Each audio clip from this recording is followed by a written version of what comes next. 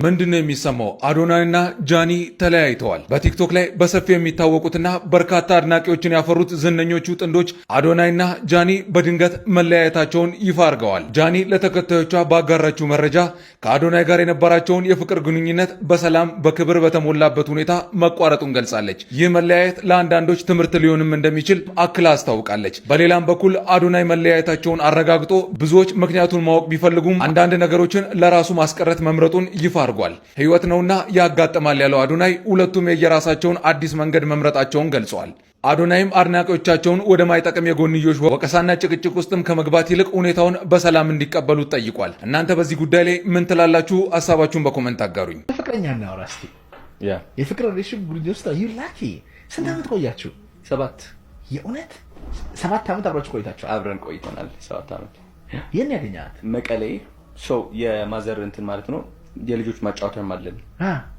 እዛ ላይ ማለት ነው ለምናኝ ማዘር በቃ እባክህ፣ እኔ ደግሞ ፀሐይ አልወድም። የመቀሌ ፀሐይ ተው እባክህ። እሁድ ነበረ በጣም አስጠልቶኛል፣ መውጣት አልፈለኩኝም፣ ተኝቼ ነበር መዋል የፈለኩት። ማዘር እባክህ ዛሬ ዓመት በዓል ነው፣ ሰው በጣም ይመጣል፣ እባክህ ቲኬት ቆራጭ ሁኑልኝ፣ የአንድ ማጫወቻ ልይዝ ማለት ነው። በስንት መከራ ሄድኩኝ። በቃ ሰልችቶኝ ጃኬቴን አድርጌያለሁ ምናምን ተሸፋፍኛለሁ። ከዛ እዛ ሄድኩኝና እሷ መጣች ከእህቷ ጋር። ግማሽ ቀን ነው ፀሐይ ሰልችቶኛል ምናምን። ከዛ መጣ ሪሲት ቆርጣለች፣ እኔን ልትሰጠኝ ነው። ከዛ ሰጠችኝ። የሂንድ ሙቪ ነው የሚመስለው በእናትህ ማርያም። ሪሲቱ ሰጠችኝ፣ እኔም ይዤዋለሁ። አይኗን አያታለሁ። ከዛ ሺ ሉክስ አት ሚ።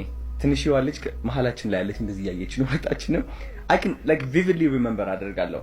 ከዛ 5 ሰከንድ የሚሆን 5 6 7 ሰከንድ የሚሆን ተያየን እንደዚህ ላይክ and I felt something freeze አደረኩኝ። እሷም እንደዛ then we were just like ይሆናል ነቃን ከሆነ ነገር የህንድ ነው የሚመስለው by the way like I'm so happy that it happened that way።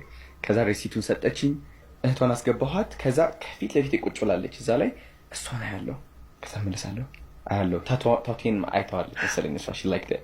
ከዛ እኔም ስበዋለሁ። ታቱ ድሮ በስማምት ከብዳል ስቢዋለሁ እንደዚህ ያለው በቃ ታቱን ለማሳየት ነው። ከዛ አያታለሁ I fell in love። ኮንፊደንሱ አልነበረም። I couldn't talk to her ግን I knew she was the right one. She was the one.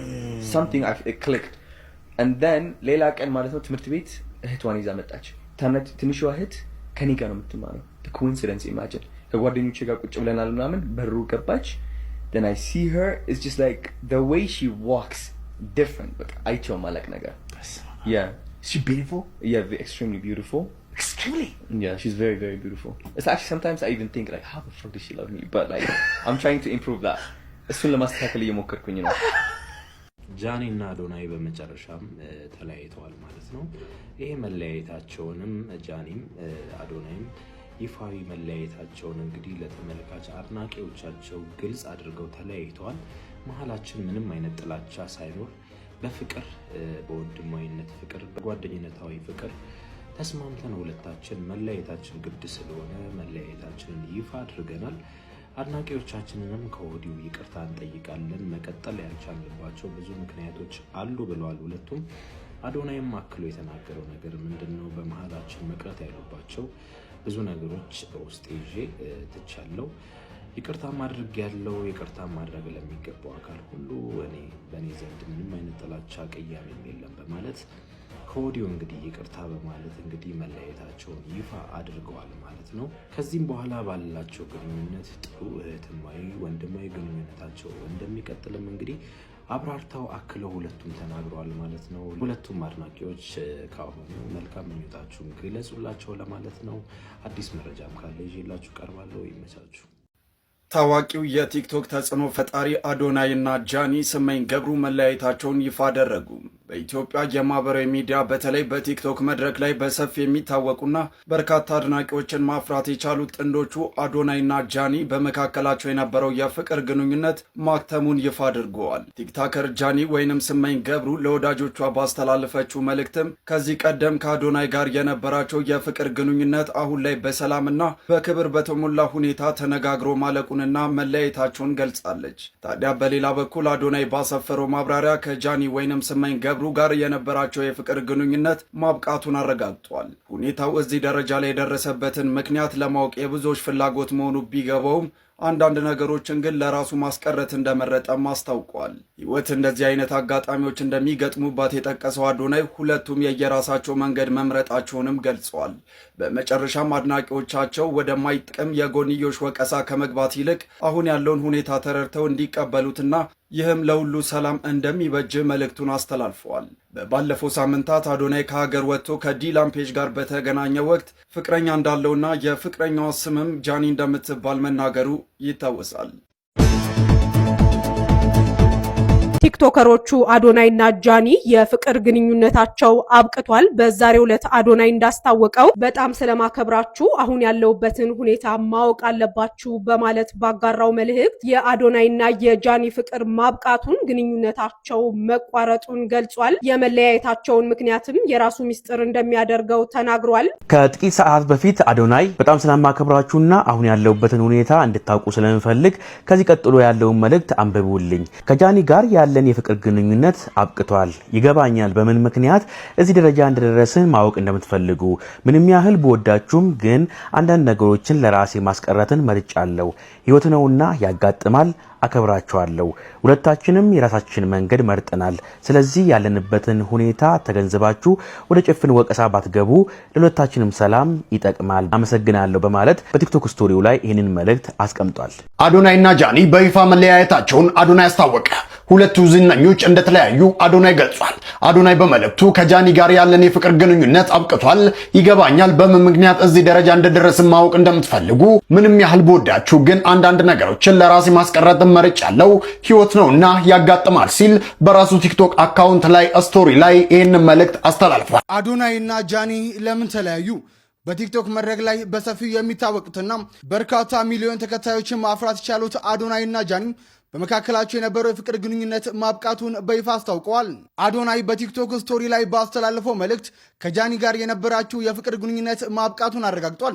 ሁኔታው እዚህ ደረጃ ላይ የደረሰበትን ምክንያት ለማወቅ የብዙዎች ፍላጎት ቢሆንም አንዳንድ ነገሮች ግን ለራስ ማስቀረት እንደመረጠም አስታውቋል። ጃኒ በበኩሏ ለወዳጆቿ ባስተላለፈችው መልእክት ከዚህ ቀደም ከአዶናይ ጋር የነበራቸው የፍቅር ግንኙነት አሁን ላይ በሰላምና በክብር በተሞላበት ሁኔታ ተነጋግረው ማብቃቱን አስታውቃለች። ህይወት እንደዚህ መሆኗና በአጋጣሚዎች የተሞላች መሆኗን የጠቀሰው አዶናይ ሁለቱም የየራሳቸውን መንገድ መምረጣቸውን አስታውቋል። የአዶናይና የጃኒ መለያየት እንዴት ታዩታላችሁ? ሀሳብ አስተያየታችሁን ኮሜንት ላይ ጻፉልን። ፎሎ እያደረጋችሁ አዳዲስና ፈጣን ወቅታዊ መረጃዎችን ያገኙ። አዶናይ ወንድማችን፣ የምናከብረውና የምንወደው ወንድማችን ከሁለት ሰዓት በፊት በቲክታክ አካውንቱ ምን ብሎ ፖስት አረገ መሰላችሁ? በጣም ስለማከብራችሁና አሁን ያለውበት ሁኔታ እንድታውቁ ስለምፈልግ ከዚህ ቀጥሎ ያለውን መልእክት አንብቡልኝ አለ። እሺ ቀጠለ። ከጃኒ ጋር ያለንን የፍቅር ግንኙነት አብቅቷል። ይገባኛል በምን ምክንያት እዚህ ደረጃ እንደደረስን ማወቅ እንደምትፈልጉ ምንም ያህል በወዳችሁ ግን አንዳንድ ነገሮች ለራሴ ማስቀረት መርጫለሁ። ህይወት ነውና ያጋጥማል። አከብራችኋለሁ። ሁላችንም ሁለታችንም የራሳችንን መንገድ መርጠናል። ስለዚህም ያለንበት ሁኔታ ተገንዘባችሁ ወደ ጭፍን ወቀሳ ባትገቡ ለሁለታችንም ሰላም ይጠቅማል። አመሰግናለሁ። ጭፍን ወቀሳ ማለት በጎቹን ማለት ነው። እንደዚህ አሁን ተሰብስበው የሚያደርጉትን የሚሉትን ነው።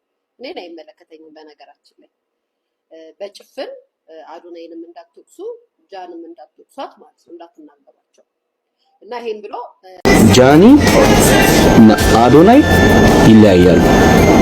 ጃኒ ያለ እውቀት የምትመራ ልጅ ናት። ከማንም ጋር በማንኛውም ሰዓት መሄድ የምትችል ሴት ናት።